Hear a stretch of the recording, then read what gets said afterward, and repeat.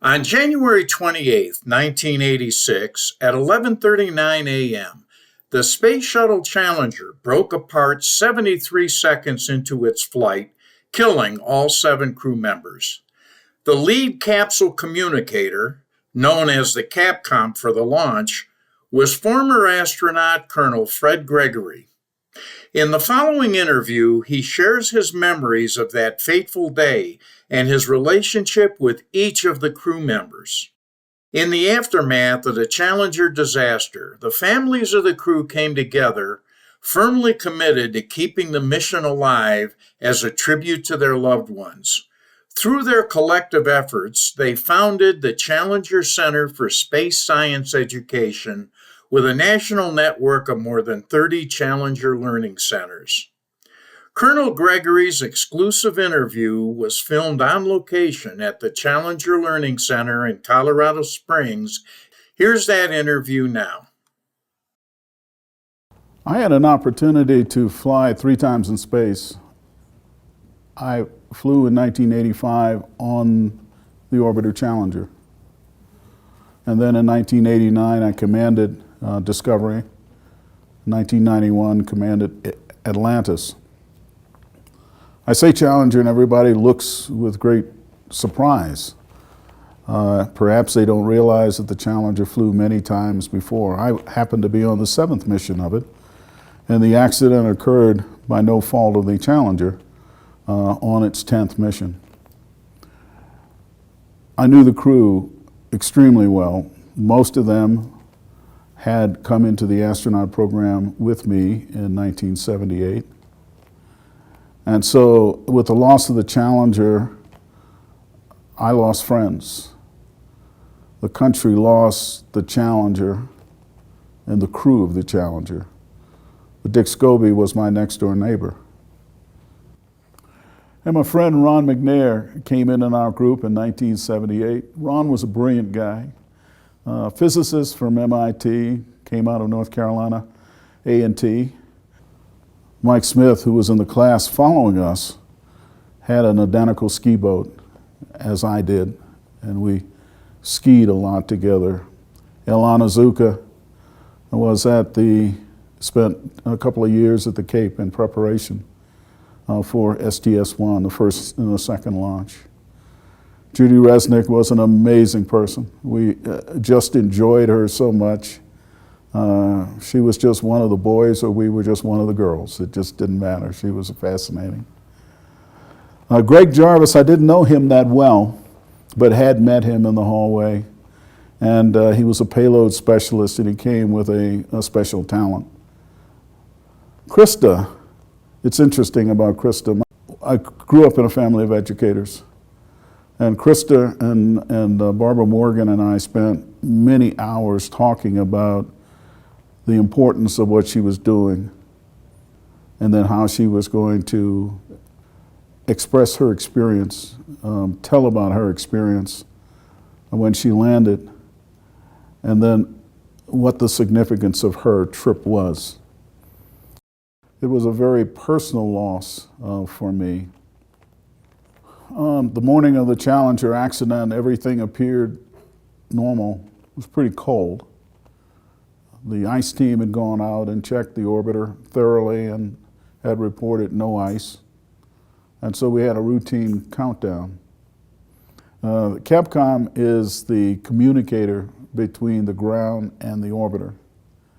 The CAPCOM translates all the technical discussion into as concisely a set of directions or observations that are transmitted to the crew.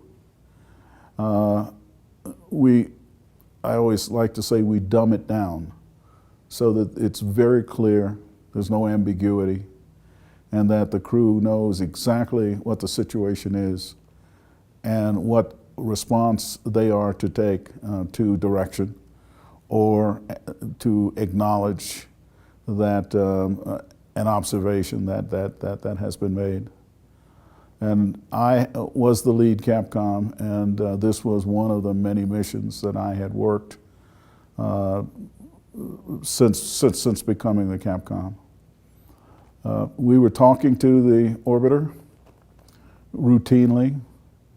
When the orbiter it lifts off from the pad and does a roll, that's even though the transfer has occurred from the launch center to mission control in Houston, the first transmission from Houston to the orbiter occurs at the roll. And the commander will say, roll program, and the response is Roger, roll. And that's the first communication that occurs between Houston and the orbiter. For another minute and 50 seconds or so, we're still on rockets, the solid rockets, in addition to the main rockets. There's a point where we go through there's a dynamic pressure, which is density and speed, that will, if it goes higher than a certain number, could be possibly destructive from the structural point of view. And so the main engine it throttles back to maintain a dynamic pressure, not to exceed a certain number. And then after it has gone through this period, then the throttles increase again. And that's a call that says, go at throttle up. And that's when the accident occurred in that time frame, about perhaps 70 seconds or so into the mission. And I was watching the monitor, which was a real-time monitor. And the other folks in the mission control were looking at all of their data and assessing the life support system and all that flight dynamics and the navigation and just everything. And the public affairs gentleman behind me was running a spiel about, at this point, this is happening and this is happening and this is happening. And as I watched the monitor, I saw what was not normal. But listening to the public affairs gentleman, he is still talking as though everything is normal. And the people in the consoles are still looking at their data. And it wasn't until 5 or 8 or 10 seconds later that there was a hush that came across mission control, because data became stagnant. But the public affairs guy was still talking. And then he stopped. And then at that point, I think everybody realized that we had a situation as we watched debris fall from the sky. And Jay Green was the flight director, and he said, okay, let's lock the doors in mission control, and let's go back and start looking at the data to see what possibly could have happened, and to see if there is something that we missed that could have prevented this accident.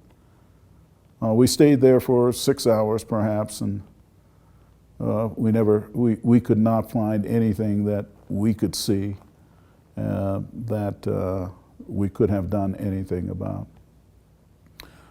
I left there and went home, and Dick Scobie's house was right next to mine, two doors down from mine. And by that time, the press had arrived.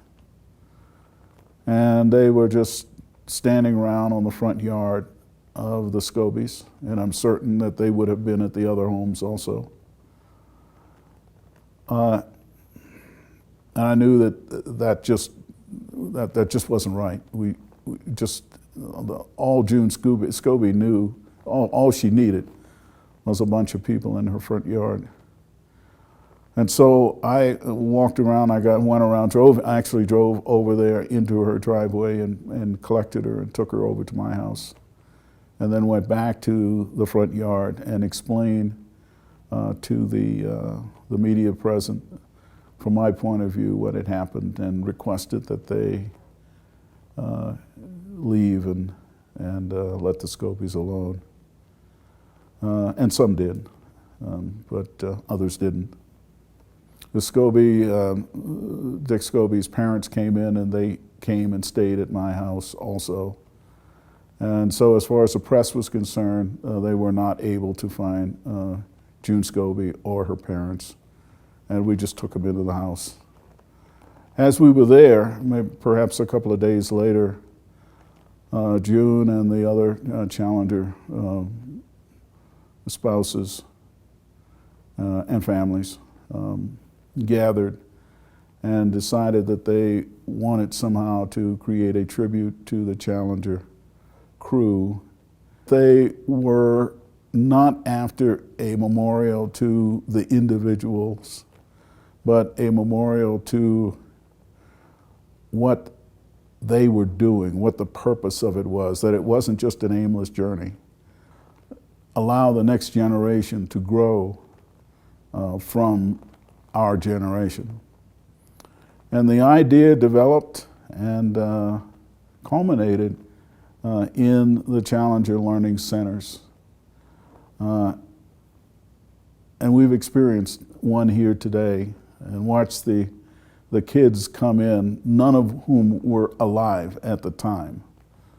But they become aware not so much of the Challenger and the Challenger crew, but that there are things that they can learn and become excited about with the hope that they perhaps will follow that same journey.